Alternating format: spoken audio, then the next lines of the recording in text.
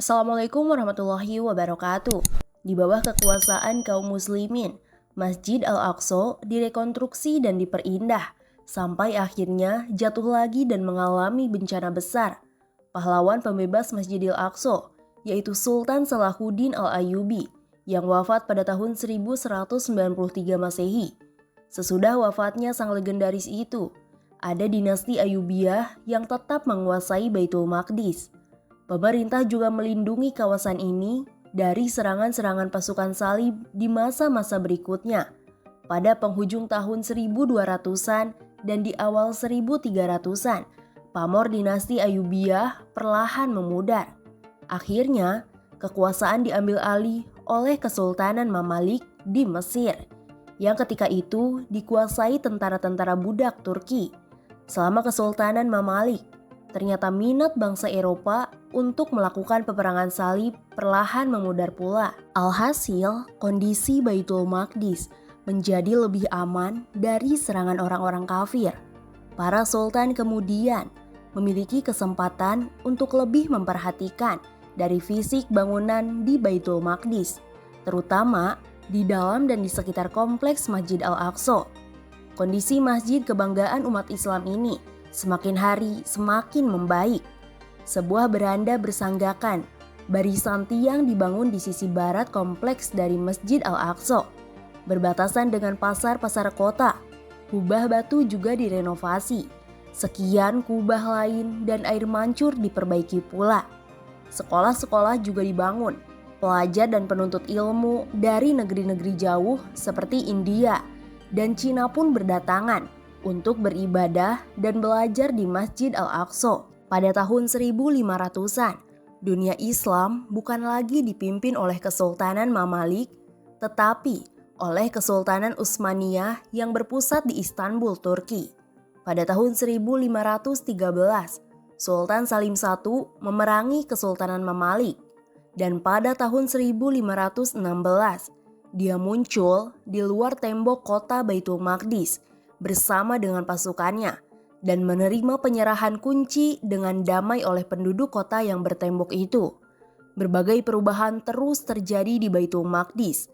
Kesultanan Utsmaniyah lalu mengirimkan gubernur, tentara, dan pejabat lainnya untuk mengatur kota itu. Dalam kaitannya dengan Masjid Al-Aqsa, pada era Utsmaniyah menandai dimulainya era konstruksi, penataan, dan kegiatan memperindahnya. Putra Salim I, Sulaiman Al-Kauni, yang berkuasa di tahun 1520, dan di masa pemerintahannya, kubah batu direnovasi dan diperindah.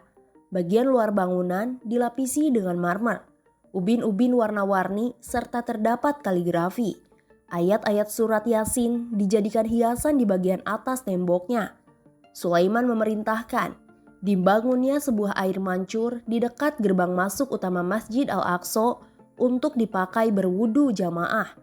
Sulaiman juga memerintahkan arsiteknya yang bernama Mimar Sinan untuk membangun kembali dinding tembok di sekitar Masjid Al-Aqsa, dan tembok itu masih bertahan hingga kini. Selama berabad-abad, Baitul Maqdis dan Masjid Al-Aqsa dalam keadaan aman. Pada saat kaum muslimin menjadi penguasanya, maka orang Yahudi dan Kristen diberi kebebasan dalam menjalankan ajaran agama. Namun, keharmonian hidup ketika itu diganggu oleh munculnya gerakan Zionisme di Eropa. Mereka berusaha mengubah Baitul Maqdis dan kawasan di sekitarnya menjadi negara Yahudi saja. Keinginan itu sempat disampaikan oleh kaum Zionis kepada penguasa Islam ketika itu, yaitu Sultan Abdul Hamid II pada tahun 1800-an. Namun, Sultan Hamid menolak secara mentah-mentah karena menganggap bahwa Baitul Maqdis bukan miliknya, namun milik seluruh kaum muslimin di dunia. Kaum Yahudi Zionis terus melakukan berbagai cara untuk mencapai tujuannya. Salah satunya adalah berpaling kepada Inggris di saat Perang Dunia ke-1. Kesultanan Utsmaniyah masuk ke kancah perang melawan Inggris pada tahun 1914. Pasukan Inggris dengan cepat maju, merebut Sinai Palestina selama 1915 hingga 1918. Dan pada tahun 1917, Inggris akhirnya berhasil merebut Baitul Maqdis untuk pertama kalinya sejak dibebaskan dari tentara salib oleh Salahuddin Al-Ayyubi. Baitul Maqdis jatuh ke tangan orang kafir. Akan tetapi, tidak terjadi pembantaian seperti di masa Perang Salib. Yang kemudian terjadi adalah Inggris mensponsori mengalir masuknya imigran Yahudi Eropa. Ratusan ribu orang Yahudi pindah ke Palestina dan tinggal di Baitul Maqdis. Ketika pasukan Inggris dicabut untuk meninggalkan tanah Palestina pada tahun 1948, orang-orang Yahudi Zionis meratakan ratusan desa, mengusir ribuan warga Muslim Arab Palestina, lalu mendirikan negara yang mereka sebut dengan Israel di atas sebagian besar tanah Palestina.